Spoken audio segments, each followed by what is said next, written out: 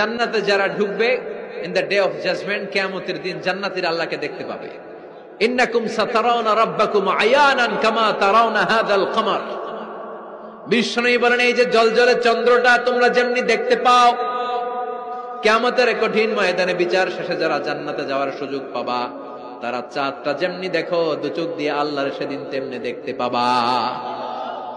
জান্নাতীদেরকে নাজ নেয়ামত সব দেওয়ার পরে আল্লাহ বলবেন, ও জান্নাতীরা, কোরআনে হাদিসে নবীর কাছে আলেমদের মুখে যত নাজ নেয়ামতের কথা শুনেছো সব পাইছো না?